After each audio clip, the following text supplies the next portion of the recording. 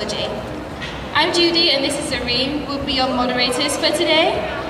Feel free to look around. There's a local exchange bazaar over there and there's some traditional Chinese snacks over there. So yeah, feel free to take a look around.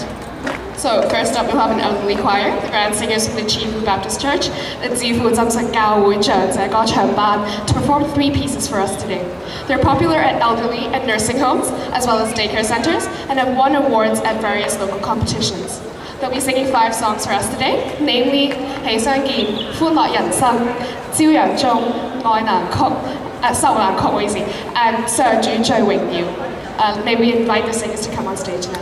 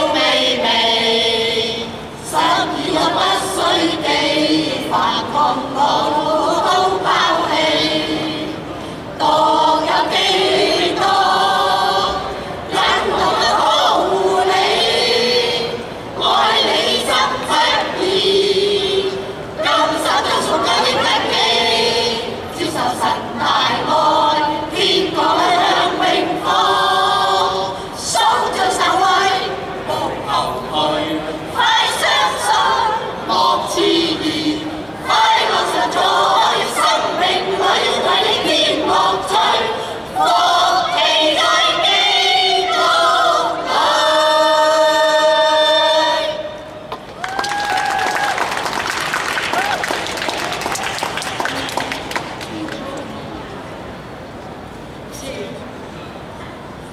朝陽中踏上天國路，感恩歌聲飄滿路。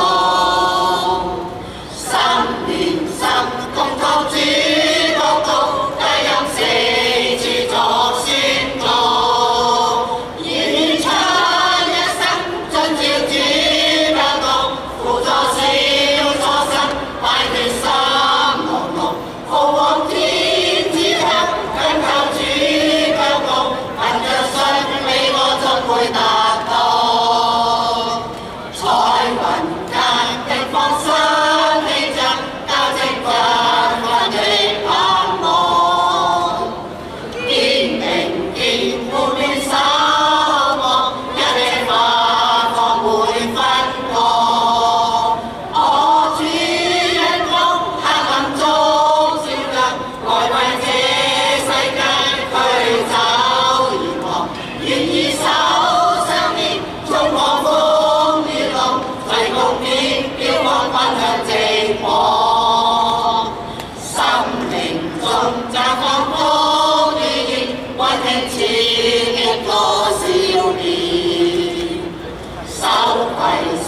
共進主聖殿，基督看顧每一天。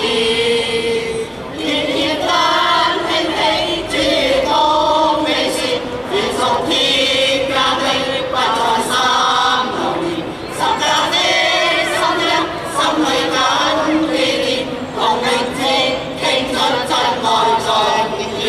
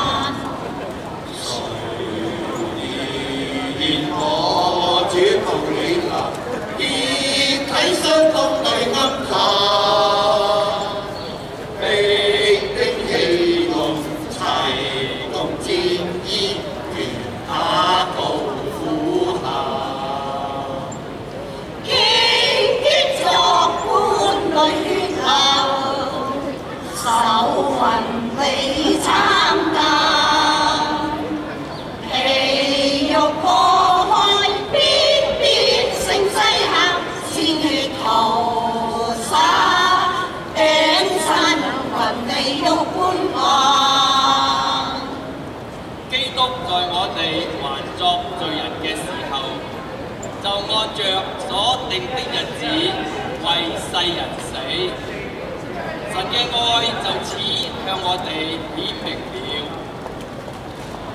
好楚乎此難，隨所為掩藏心眼，懇請上主賜人赦免，罪對得拯救。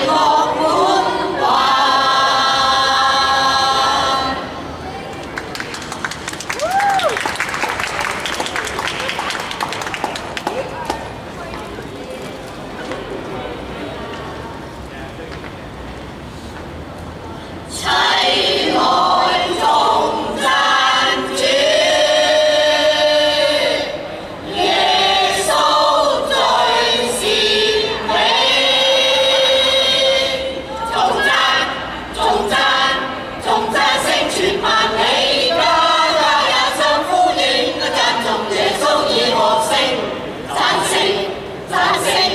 眾讚成陳和興，成就了永生恩典，理當讚頌千聲，萬眾歌聲，射破天際，賜福眾生世代無限更美，願意相信核眼得見神恩，奇妙神蹟，黑暗中得見光照亮，因已永恆，有平靜大海，開始再同行走，極其奧妙行利，信靠基督再沒有受不好勝，歡欣同舞天天唱，快樂救恩心靈會歡欣，基督是人，每日同行，縱使有罪，亦會得寬恕，救恩，永不變更，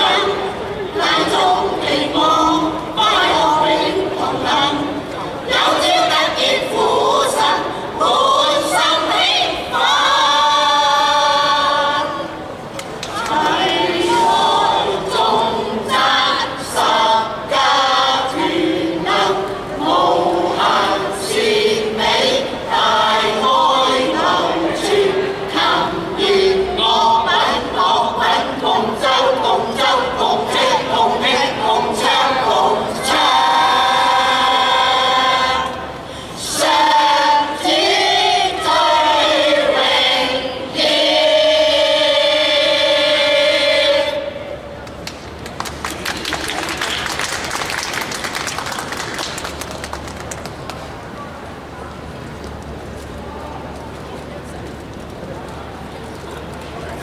Thank you for that wonderful performance. Now may we invite Dr. Chi-Chun Wong to come on stage to present a token of thanks. And can Reverend Ho please receive the gift? May I invite also Dr. Sandra Zhuan. She's head of Department of Social Work and Administration. This is her choir, and they were inspired by the Taiwanese documentary, The Grand Riders. One day we had a documentary screening here, and the papas and the grandpas were there, and some of them were here. So they want to share this, how local music and how local traditional music blend with this world culture. So one round of applause for them. Thank you. Thank you. So before our talk from our guest speakers, and also we have some Brazilian music later on. So once again, thank you. 多謝晒，唔該晒。好。再次多謝你哋能抽為香港大學學生表演。Now next up, now we're going to invite two guest speakers to come on stage about the topic cultural identity in a global city.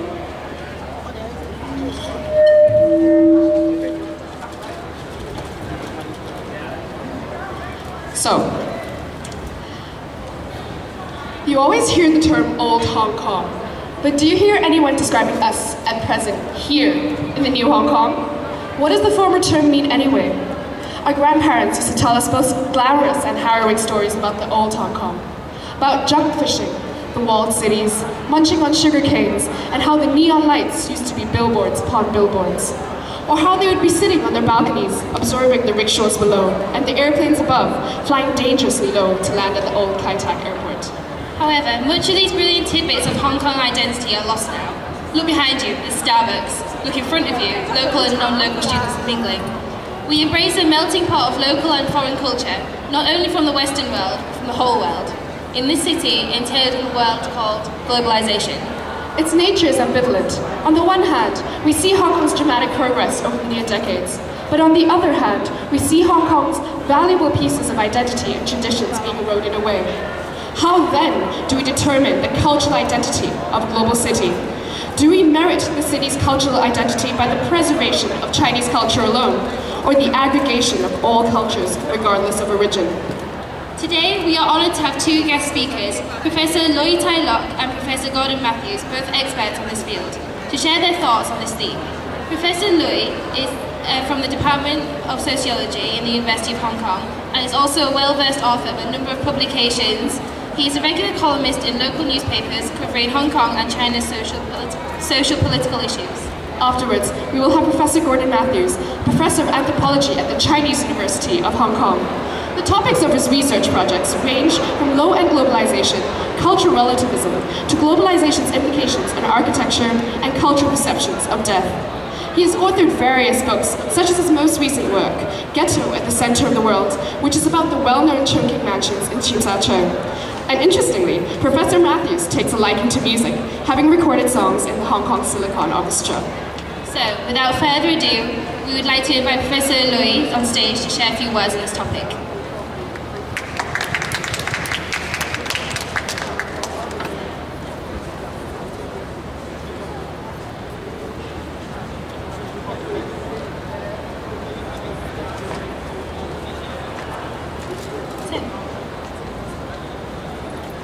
Thank you very much. Sure. Thanks very much for organizing, and it's a happy occasion to be here.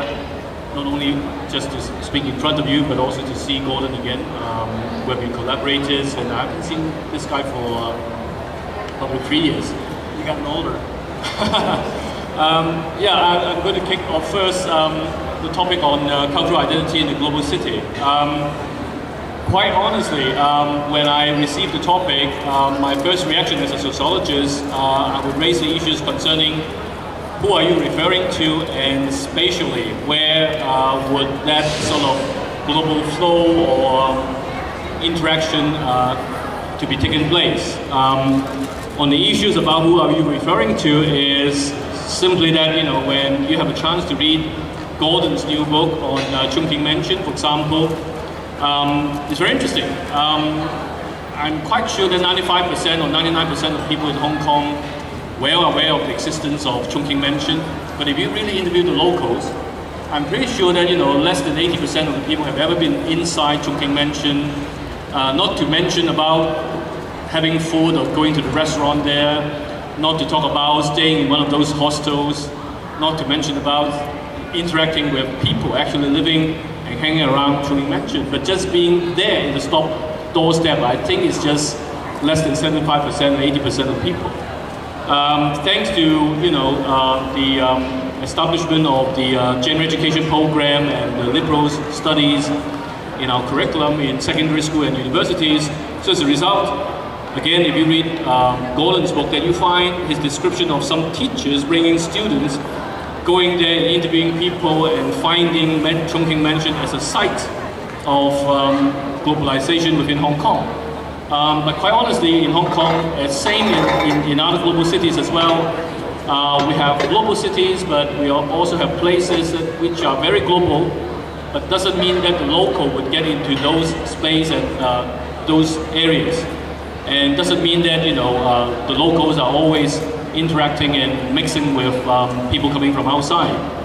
And probably the same vice versa. I mean, the expatriates in Hong Kong doesn't necessarily mean that they would be going out, reaching local communities and knowing what's really happening on the ground level. The other day I was in SciComm, and not to mention about which particular university, but probably you know which one.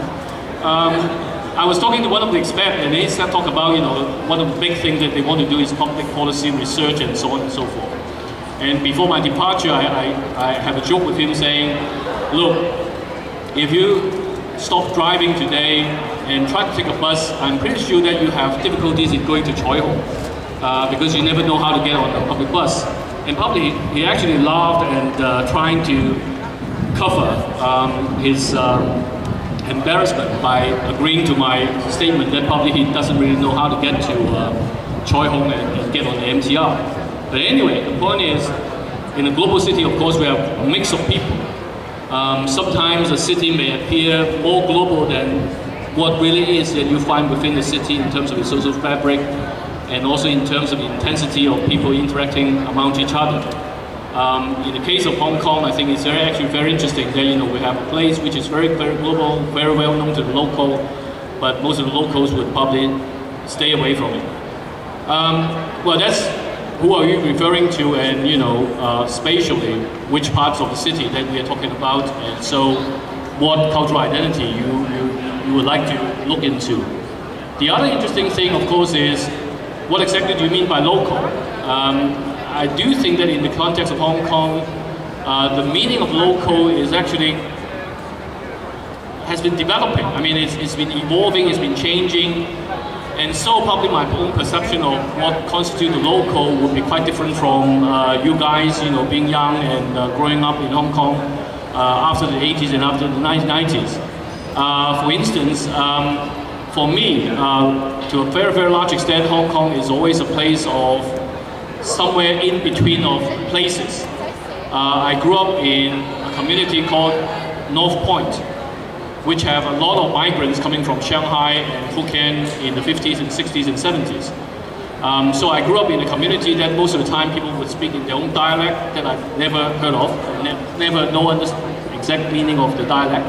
But I'm well aware that, you know, they're Chinese, but they're speaking in another dialect that I don't understand. And I happen to have classmates that are coming from Fujian, and so as a result, they have fathers working full-time as businessmen in Philippines, Thailand, and so, you know, their career would be very different from mine. So for instance, when I was struggling with my first public exam to get promoted into secondary school, they were, you know, very laid back and enjoying themselves, because when I asked them, what are you going to do if you fail in that exam? They said, you know, who cares? I'll be in Manila next year, and then I will be a businessman, I'll be doing business, so Tai Lok, I'll take care of you, don't worry. That was a very, very different world.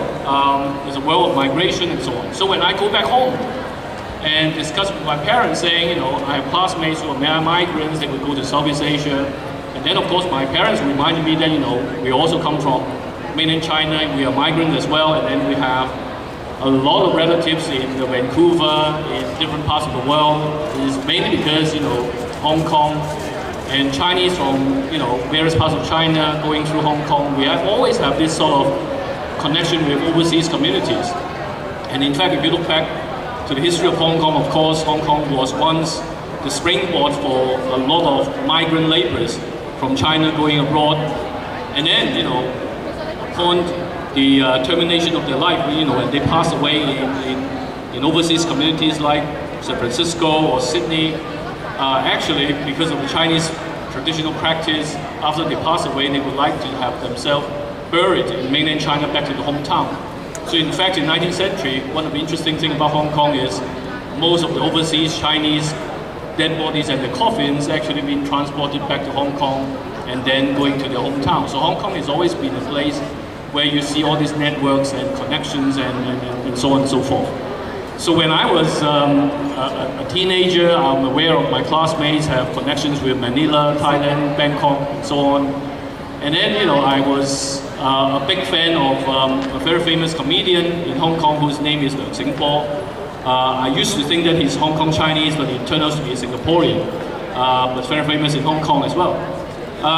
So quite honestly, for me, the sort of local in Hong Kong is always connected with the world as well. I mean, it's not exactly talking about the original inhabitants in new territories. It's actually about different generations of people coming to Hong Kong and then go away and coming back again. And all this happens, of course, in the context of globalization. In the earlier phase of globalization, where you have Chinese going overseas as, you know, laborers, as low-end cheap labor, but also as history went on, you know, we also have people going abroad for overseas studies, for education, and coming back as returned migrants and so on. And also this happened, of course, in a changing context of globalization as well, that whereas previously, most of the time when we talk about migration, you think of leaving your mother country and then you never go back. But increasingly, I think, well, at least in the area of sociology, that the study of migration changes focus. More and more you find actually migrants would go back, migrants would move on. Migrants would become migrants of another migrant communities as well. So instead of seeing ourselves being just stuck somewhere, so as a result, you would gradually develop, you know, your own sense of local. In this new world, probably we just move on, and then as a result, what is local is something far more plastic, some more mobile, less heavy, a lot lighter than what we used to believe in. I don't know whether Gordon would still stick to his supermarket theory, but for me, I mean, at least my own generation's Hong Kong people, that we still tend to think that, you know, You stay in Hong Kong, it's your own choice. You move abroad, it's your own choice.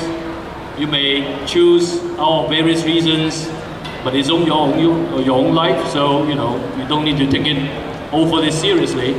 But of course, recently I do bump into some of my students that they would say that they're going to defend Hong Kong with blood and tears, and they're going to sacrifice. They want to be soldiers. They don't care about wars. That for me is well, gosh, very, very serious. That I don't quite understand. But anyway, again, at the end of the day is your own personal perspective. But at least what I want to make is, well, the new local in this new global world perhaps is something lighter, a matter of choice, maybe even becoming a matter of personal lifestyle. I'll stop here, maybe Gordon. Well, we'll continue to chat later on. I agree with everything Tai Lok has said, but let me just have a different perspective. Is Hong Kong a global city? Not really, no. Hong Kong likes white people, bluntly put. Hong Kong doesn't particularly like brown people and black people. How can we show this? Well, the largest population of internationalites in Hong Kong are domestic helpers. And they're the people who are mostly forgotten about. They're the Indonesians and Filipinos in the household of middle-class families, but you don't know much about them typically. No, they just work for you. They're the hired mothers because mothers in Hong Kong are out working instead. That may be fine from many perspectives, but how can we call Hong Kong truly global? I don't think we can. My life in Hong Kong, as the life of many white people, is rather easy because I'm looked up to. But in a place like Chungking Mansions, no. And I've seen numbers of Hong Kongers flee in terror when an African is approaching them. That still goes on. Now, stuff is changing. You guys do represent the future. Young people do represent it, and certainly I'm impressed with how younger Hong Kongers are indeed becoming more international. But remember, international does not mean white. It does not mean Soho. It does not mean Lam Kwai Fong. No. International instead means a place like Chungking Mansions, where most Hong Kongers, as Tai Lok was saying, remain afraid to go.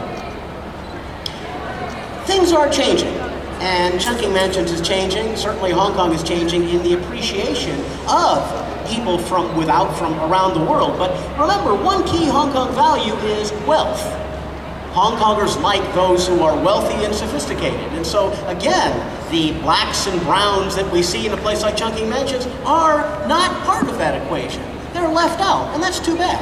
If you're truly going to be global, it's got to be a globalization of everybody in the globe, not just of people from wealthy countries. And yet that is what we see. It is changing, but we'll see what comes on. Now, again, when I look at younger people, I'm impressed with where Hong Kong is going, but the big worry for the future is what's going to be coming as Hong Kong becomes more and more linked to China. I do a lot of research now in Guangzhou. I know a number of African and Middle Eastern traders there, and the gap between them and the Chinese government in particular is enormous, because there is that idea that China is for people who are ethnically Chinese. Hong Kong hasn't had that attitude. I can be a Hong Konger, but I can't be Chinese. That's what it comes down to. Hong Kong has maintained its identity as international more than Chinese, although that's been a big point of contention in recent years. It's still going on. What kind of place is Hong Kong going to become? Will it be, in 50 years, predominantly Chinese, one more city in China, or will it be an international metropolis? That's the big argument that we see going on, and it continues to be waged not just among people like me, but among people in Chungking Mansions, among the African traders, among the asylum seekers, among the domestic helpers. Are they too a part of Hong Kong? I would think they should be if Hong Kong is going to be an international city. But I'm old, you guys are young, the future's in your hands, we'll see what it becomes in your hands. Thank you very much, Professor Mathews, for those enlightening speeches. So now we're going to open the floor up to a dialogue session between both professors. It's going to be more free. To start off, we have a couple of questions. Okay, I have a personal question. As a youth of today, I come from two different cultures, and so does she. And so what are we doing wrong? I feel often that we're culturally misplaced, and we're at the risk of losing traditions and ideologies. For example, in Hong Kong, you don't really see youth consulting traditional Chinese medicine practitioners. We kind of go towards Western practitioners, or we don't really see the youth going towards temples like, for example, Wong Tai Sin, or sticking to traditional Chinese or Hong Kong traditions. So, what are we at the risk of losing? Well, I tend to think that the question itself is misplaced. I'm not saying that you're looking at it the wrong way, but quite honestly, if I follow your question, I basically did the same thing when I was at your age. When I was young, when I was still an undergraduate here, I would rather go to the university clinic to consult, at that time what we call them animal doctors, than going to the Chinese traditional doctor. Because, when you are young, I think your body is still strong enough that, so you do think that, by taking a couple of pills, you would bounce back from getting a flu or getting a cold. But when you reach my age, then you notice that, even my friends who are actually Western doctors stop using Western medicine and then consulting Chinese doctors, then you'd probably change track and do something more traditional, because either way probably would not be particularly helpful. I've never been to Wong Tai Sin. I've been Wong Tai Sin once in my life, and because I was invited to give a speech there, but wrongly placed on the date of the 15th of the new year. So when I get up from the MTR, I find there's a huge mass of people there, and I was stuck. And then I keep hearing someone from the loudspeaker yelling my name, saying, Mr. Lui Tai Lok, we're waiting for you in the main hall, please come forward, and repeating 200 times. And then of course people nearby keep talking about, who's that little boy, Lui Tai Lok? He must be going to Wong Tai Sin with his parents, and then he's lost his way, whatever. I never go to Wong Tai Sin, I never believe in all those things, and quite honestly, I know very, very little about some of the so-called traditional practice for Chinese New Year or Mid-Autumn, whatever. So if you find yourself probably misplaced in two different cultures, in fact, you have a lot of people misplaced for a long, long time. So quite honestly, the thing is, rather I would like to see is how young people would redefine what is the so-called mix here. And this is exactly one of the interesting issues raised by Gordon, including that, whereas in the old days when Hong Kong doesn't see itself to be as global, as international as what we have now, we did develop some very, bad habits. We tend to assume that we are global, but at the same time we see people coming from Philippines and Indonesia as transparent, so we don't see them. So as long as, we have Sundays, we stay away from certain areas, so, everything is all right because everyone is still Chinese or white, that's the end of the story. But now you guys have a different global perspective. So how would you look at the city? How would you look at the community? How would you redefine what are the boundaries? And how would you absorb some of these things from so-called outside into your own and redefine it? And in fact, I think the cultural thing is interesting is because everything is a new discovery. Quite honestly, I was in Penang during Chinese New Year, and then I went to the Chinatown area, and I decided to have a taste of one of the very famous sweet dessert there, which is the Chengdu sweet soup. And then I noticed that actually it's from China for the first time in my life. I always think that it's from Thailand, but then people from Malaysia claim that it's from Malaysia, so it's not from Thailand. So it's been misunderstood for 40 years in my life. And then suddenly someone told me that SU is coming from the dialect of Qingzhou, so it's actually Chinese. So sorry about all this. It's not supposed to be in the Southeast Asian dish at all. So you got it all wrong. But doesn't really matter. I mean, the important thing is, have we really brought them in and look at it from a real, perhaps a global perspective from below, rather than just looking at it somewhere up there. So my answer to your question is, don't worry, move on, and keep calm. Yeah, who needs tradition? Who needs tradition? That's what I would say. Tradition is, if enough, as a Japanese friend of mine once told me, look, if enough people want to follow the tradition, it'll continue. If not, it won't. Now, I sound like the developers who want to tear everything down in Hong Kong, I realize that. But having said that, why artificially preserve it anyway? Let it be. If it is preserved in the natural course of things, let it be, but there's no reason otherwise to do it. I say that because traditions tend to be invented anyway. And what we think of as tradition probably only came into existence, a century ago. Then it was enshrined as tradition and made sacred. Let's get rid of everything sacred. Well, thank you very much. Does anybody in the audience have any questions they would like to ask either of the professors?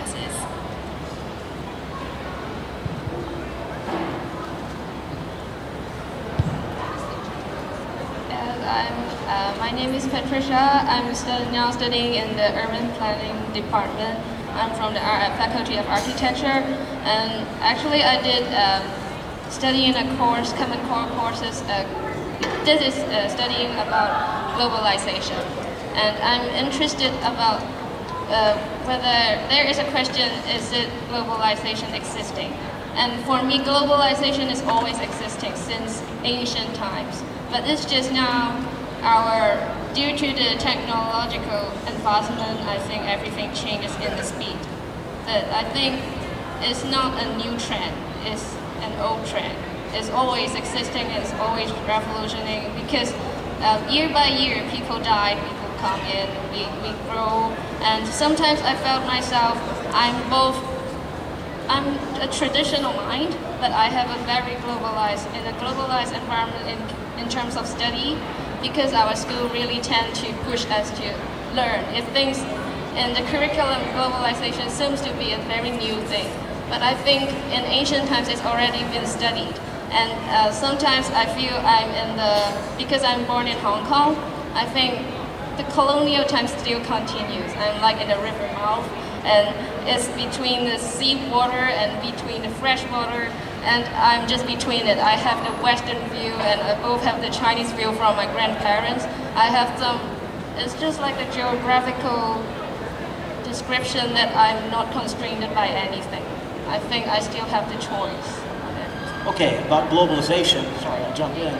You're quite right, it's always existed. From the time that American Indians came into Alaska and eventually went all the way into South America. That was globalization. The Silk Road was globalization, no question about it. From the birth of human beings, there has been globalization.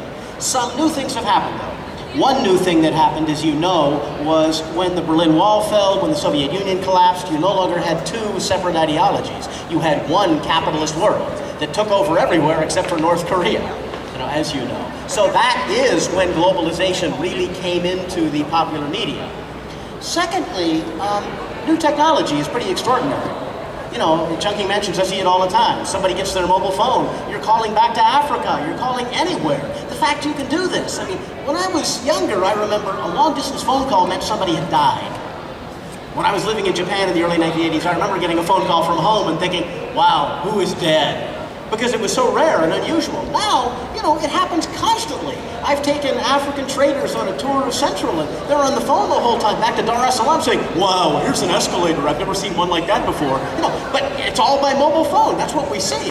Coupled with easy travel in jets, coupled with the internet, which enables this communication to be practically free in many ways. All of that does mean that there's been this massive acceleration, what people like David Harvey and so on call space-time compression. Obviously this is here, and it is something not completely new, but certainly new by degree. We've never seen anything like this before, and it's happening more and more rapidly. Something new is happening, so globalization is a key term now in a way that wasn't in the past, although it did exist in the past. Yeah, if I can come in here as well very briefly, that for sociologists, actually, the high time of globalization is 1920s, 1930s. At a time when you find probably parts of Wales would be very much connected to Latin America, and a lot of African countries would be closely connected to the global economy as well. And then you find people going around the world. And in fact, if you also look back to the history of the 19th century, when a lot of Chinese labor from Fujian and Chuzhou went abroad, actually, we are not just talking about going to the United States, Australia, Southeast Asia. We're also talking about people going to Cuba, Honduras, all these kind of places. So, we have a lot of flows of people around the globe for a long, long time. But somehow I think Gordon has also made a very important point, because after the Second World War, you have, you know, the very rigid divide between the so-called communist world and the so-called capitalist economy. So as a result, at one point of time, when we were traveling, you do think that probably this is not exactly a globe. I remember that, you know, when I got my scholarship to study in the UK, at that time, if we tried to fly from Hong Kong to UK to London, it takes us 16, 17 hours. You would fly from Hong Kong either to stop over in, at that time called Bombay, or somewhere Bahrain in Middle East before going to London. There's no way that you can just fly north all the way across China and then former USSR and then Finland and go back to land on London. In the old days, you never crossed the sky of those so-called communist countries. So at one point of time, I think before 1989, before the fall of war of Berlin, we tend to believe that, you know, that at least two major worlds in the world. So as a result, you know, it's not an integrated whole. But with that major political change, with the arrival of all this information technology, actually it's quite amazing. I remember when I was studying in the UK, I need to write a letter to my, well, girlfriend at that time, wife now, to say that, you know, 14 days later, I'm going to call you in Hong Kong time when, and so that, you know, you better stay home and pick up the phone because I will call you and then it's bloody expensive. And if you miss it or you can't connect it, I need to pay. So stay home at the right time and I'll call you. I'll give you warning 14, 21 days prior to the exact date and time for communication. But nowadays, as Gordon just said, you know, you just pick on your phone. And, you know, probably you know more than I do. I don't have a smartphone that, you know, my wife, when she's traveling, my son may be just sending her the photo saying, I want to buy this. Can you photo the picture and get what I want? Now you can do that right in real time, whereas in the old days you can't do that. And then of course this technology thing, of course, will facilitate flows of activities, flows of people, all sorts of things. But at the end of the day, when we talk about globalization, meaning simply flow of activities and people, and also, you know, interconnection of places, free to say that, you know, it's been happening for hundreds of years. I have a question. Hong Kong has one of the greatest socioeconomic divides in the world, and it's been so for many years now. So what implications does that have on Hong Kong's increasing globalization? I mean, socioeconomic divides, inequalities. What are the implications for Hong Kong's globalization? Of course, I mean, looking at it from a sociological perspective, of course, we will talk about life chances. I mean, chances of being connected to these so-called global flows. Your chance would be very much restricted by your own class position, your own economic resources, your own cultural resources, and so on. So as a result of that, in Hong Kong, probably you find that, you know, we have the IFC and the ICC building, you know, the twin towers, one in Kowloon and one in Hong Kong. A lot of people, a lot of the significant people in the top tier of Hong Kong society and the Hong Kong government, of course, would keep reminding people, telling you that, you know, look at the two pillars, and they are the signs of Hong Kong's globalization. As a result, you can see how we connected to the global flow of financial activities and so on and so forth. So what you need to do is to brush up your English, you know, go for overseas internship, and then you will have all these opportunities. But at the same time, we also know that, you know, in IFC and ICC, of course, we still have openings. We still have, you know, open access to all these job opportunities and so on. But also at the same time, we also have class-based divides. We also have divides shaped by, say, your parents' social network and so on and so forth. So for instance, I still remember that I have a chance to talk to my former classmate coming from HKU. I asked him the question saying, you know, okay, yeah, you work in that particular iBank, and it would be a good idea if I can send my sons to your place and have their internship there. And they said, fine, you know, what you need to do is Tai Lok, open an account, you know, iBank. What I need from you is just $1 million US, you know, that's it, you know, it's not a lot. So, you know, how many internship places that you want? I said, 1 million US. Then, well, I need to start saving now. I'm not saying that, everything is class divided, but then at the same time, access to this sort of so-called, sometimes global opportunities and, all this flow of activities. Of course, Hong Kong is still not a highly stratified and closed society, so you still have opportunities. But at the same time, the distribution is not always equal. Tai Lok, I got a friend in Chungking Mansions who said that if you can lend him 10,000 Hong Kong, he will give you 1,000% return in a year. You want to do it? I'll think about that, but would there be an internship in Zimbabwe? Or? It would not. It would not. No, except an internship in Chungking Mansions. Yeah, obviously you need money to become globalized. Hands down, that's the case. Having said that, the people I know in Chungking Mansions are the true global citizens. They're the ones who are dealing with people from 100 different companies. The Pakistani merchant who's talking to the Africans, arguing about whether Christianity or Islam is the true religion and so on. That's what globalization is. I see that much more than I do in the people in high strata who may have a certain take on globalization based on their wealth. So I guess what I'd say in answer to your question is money helps, but you certainly be globalized without very much money. And I know people in Chungking Mansions who get an income of $3,000 a month, asylum seekers, who are in fact as globalized as anybody I've ever met. So money helps, but it's not everything.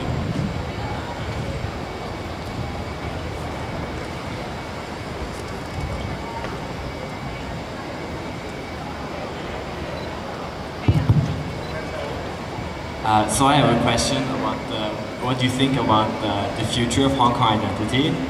So it seems that at the moment there is still a very distinct Hong Kong identity, which quite differs from a mainland identity. But it seems that a lot of people now think that this identity is kind of slowly fading away, and as Hong Kong is becoming possibly under re-Sinicization and becoming more assimilated with and integrated into the mainland. But if you look at the history of Hong Kong, it seems that in the period before 1997, there wasn't that much of a focus on the Hong Kong identity, but it was the fact that people feared that Hong Kong identity and the Hong Kong way of life would end after 1997. And at that moment, there became an urgency to develop or have more consciousness of what is the Hong Kong identity, kind of to create this identity before it was too late. But then it seems that instead of 1997 releasing this anxiety that, either Hong Kong could continue as before or it was kind of destroyed, then rather it seems that this anxiety has continued. But I'm wondering if you think that indeed the Hong Kong identity is kind of slowly disappearing and kind of the strong identity we can still see now in the future may not be that much of a case, or rather that because the identity is kind of still threatened, that it will still remain very aware of itself and conscious of itself because of this. So kind of that if it was 1997 which created the emergence of Hong Kong identity, then maybe 2047 will kind of be a source for continued focus on what is a Hong Kong identity. And yeah. It'll probably end at some point, yeah. But on the other hand, I'm so sick and tired of dealing with American media. Because National Geographic last year, I was in there, and they had this long question of Hong Kong is losing its freedoms, and they went on and on and on, and they assume that's the case because of so many people protesting. What they don't realize is it's the protesting that create Hong Kong identity. The fact that people speak out, that is what makes Hong Kong what it is. And so it amazes me that 15 years or so after the handover, Hong Kong identity remains as strong as it is. People are continuing to speak out. Every time I'm on the radio, I love to say, Tibet should be independent. Taiwan should be independent. To hell with China. And I just say that, the DJ laughs at me. I say that not because I believe it, but because it's an exercise of free speech. It's important to be able to say that. It's important to exercise this stuff all the time to keep what Hong Kong is. And so far, that's happened. Now, I realize in Chinese language media, and Tai Lok will talk about that, I assume, there is greater and greater self-censorship. That's what they say. However, from my perspective, Hong Kong is freer than the US would be. I say things in class in Hong Kong that I could not say in the US. An American student came up to me last week and said, if you said that in North Carolina, we would tar and feather you. I can say it in Hong Kong. I'm free here. So it's fairly remarkable how these freedoms do continue, and as long as they do, a sense of Hong Kong identity will too. Because one part of that Hong Kong identity is the fact that you can say what you want. You don't have Big Brother looking down over you to a great extent, willing to stomp on you and stop you from being free. So, you guys will continue that in your protests. I was really happy with the protests against national education. I turned on the TV and 2 of the 3 students were speaking out were people I taught in my classes. Great. So I hope to continue being subversive, and I hope you guys will continue after we're gone. That will keep Hong Kong identity what it is. Well, I tend to think that, all identities evolve. All traditions, as mentioned by Gordon earlier, they change. The important thing is, you look at identities not as something already constituted. So you need to stick with it, and, you better stay close, and you have to espouse them. But rather than, you're also becoming part of the very active agents in shaping and changing the identity. You are the people, you would be shaping the Hong Kong identity in the future. And I think one of the nice things about Hong Kong is we've been very, very open, and I think we can continue to be very open. And the important thing is you keep on bringing new things in to enrich it. Instead of thinking about whether you have or have not, whether you would gain or lose an identity, rather just think about how you can enrich it, how you can bring in new things, how you can further develop certain identities that you have or you think Hong Kong should have. In fact, if you look back at Hong Kong, a lot of things probably you find quite strange. For example, one of the key icons of Hong Kong identity since 1997 is that we have the Hong Kong style milk tea, 港式奶茶, which is supposed to be something very, very Hong Kong, very, very local. But the term itself is actually created in Canada, in Vancouver, in Chinatown. It's exactly because all these migrants from Hong Kong, leaving Hong Kong, going to Vancouver, and notice that it's no sense to drink milk tea with all this condensed milk.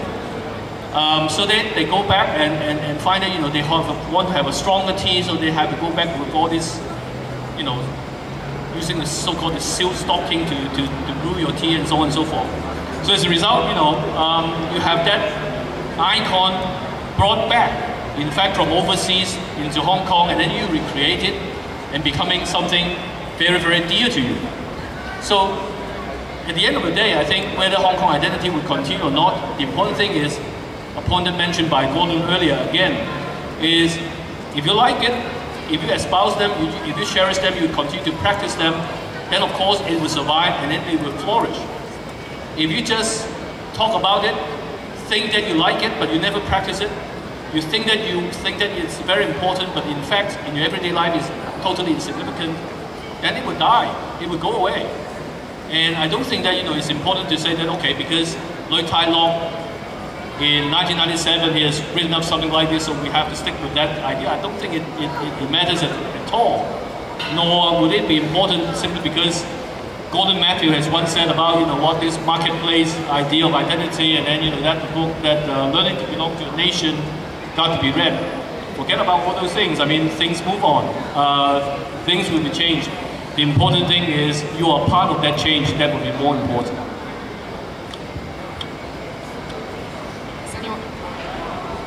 Unfortunately, we are actually running out of time. We have time for one last question if anyone would like to. Thank you. Hi, my name is Alan, and I have a very short question. Earlier you mentioned that Hong Kong is not as global as you think it is in terms of ethnicity and culture. So is there a place or a city that you think that is doing what Hong Kong cannot do, and is really integrated cultures or being globalized, in a sense that you would say that is ideal? Well, I'm pretty happy with Hong Kong today. It's becoming more globalized, and one reason for it, as I see it, and Tai Lok he's written about this, is Hong Kong's becoming more middle class. One function of being globalized is you don't only have to look at your pocketbook. You don't only have to look at getting a college degree and getting the highest paying job and so on. So that certainly as a teacher of anthropology, I notice my students are far more globalized than they ever used to be because they have the leisure to think that way, to look at the world with curiosity rather than purely to see what they can gain. So I think Hong Kong is fairly globalized, not as globalized, for example, as New York might be, but certainly in terms of the growing concern for global issues, yeah, I think it's better than it was before, certainly. And I'm fairly happy to see what's going on. It's amazing how my own students really want to go to a place like Chungking Mansions. That wouldn't have been the case 10 years ago, but now it's, wow, I can maybe have a chance to go there. Could I go? I mean, it's rather remarkable. And again, that is experiencing some of the globe. So I'm fairly optimistic. What I really hope will happen, though, and what bothers me most about many in Hong Kong is, again, that worship of the wealthy and disdain towards the poor.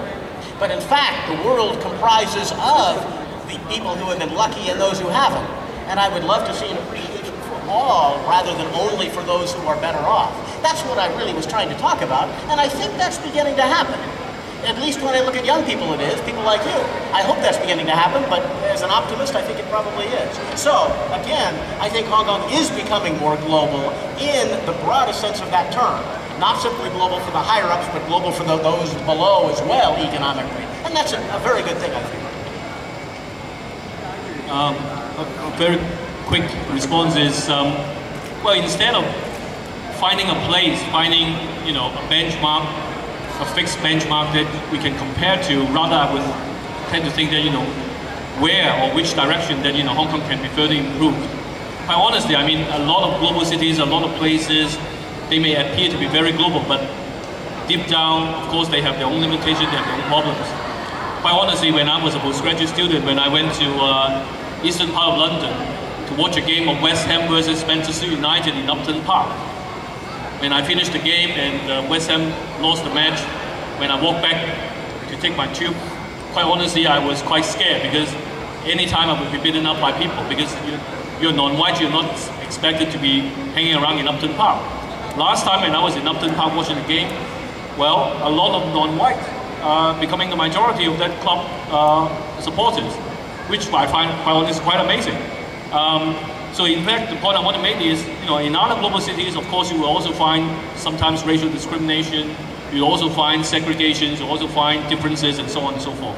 So I'm not saying that, there's a place where we can, look upon to and, if I can become that place, that would be it. But rather, I would say that, in Hong Kong, as put by Gordon, we set ourselves standards, don't just look up to a certain kind of globalization, but they also look at globalization actually at the ground level, irrespective of your class background, irrespective of the race, and so on and so forth. And in fact, for a lot of local Chinese families, if you look back to our own family's history, probably we can also find our own regional and global dimensions as well. As I said, certain provinces, Fujian and Suzhou places, they have a lot of people have overseas connections. And when I look back to my own family's history, for example, I find that my grandfather actually had one time spent his some time in doing business in Vietnam. For me, actually, it's quite a shock. And then, of course, the next question I asked my grandma is whether he would have his concubine, and so as a result, probably I would have some relatives of my own generation in Vietnam, and we have a reunion somewhere. Of course, it's not. But anyway, the point I want to say is, instead of finding which city, which country that we're going to compare to, rather we set our own standards and see if we can further improve. Just a final follow-up question, Professor Mathews. I believe you published a work in 1998 called "Why is Hong Kong the most exciting place in the world to do anthropological research?" Do you still believe this? It was, I'm done with that research, so I'm not sure what I would say now in all honesty. But Hong Kong, let me answer your question slightly differently. Hong Kong remains a fairly remarkable place because everywhere else in the world belongs to a country. And you ask people, do you love their country? And they say, yes, of course. You can ask a Chinese, an American, a Japanese, anybody. Only in Hong Kong do you ask, do you love your country? Well, what do you mean by country and what do you mean by love? Try asking your boyfriend that and he'll dump you in a second, obviously. Do you love me? What do you mean by love? And what do you mean by me? No, you can't do that. So Hong Kong remains distinctly unusual in not having that belonging.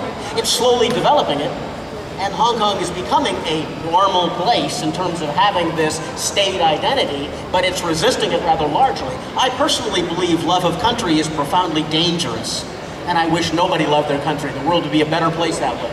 So I think Hong Kong is a leader of the world in one sense in not having this, but the rest of the world is maybe moving more towards globalization. Hong Kong is moving more towards nationalization, so it's going the opposite direction from the rest of the world. Hong Kong is still a fascinating place to be, and I learned a huge amount being here. I'm far happier here than I would be anywhere else, I think. But we'll see what happens in the future. Okay. Unfortunately, we have actually run out of time now, so we would like to thank both Professor Lui and Professor Mathews for taking the time to share their thoughts and experiences with us today. Would we like to invite Dr. Wong to come on stage to present a souvenir certificate and thanks to both Professor Lui and Professor Mathews.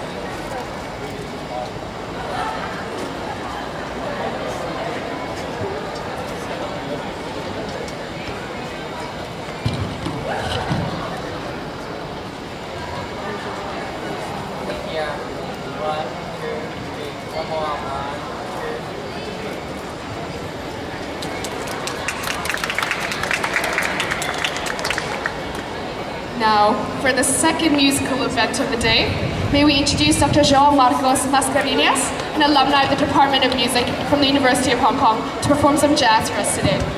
He's an international music director, composer, performer, and has played for the Radio Television Hong Kong and for the United Nations High Commissioner for Refugees, among other very impressive events.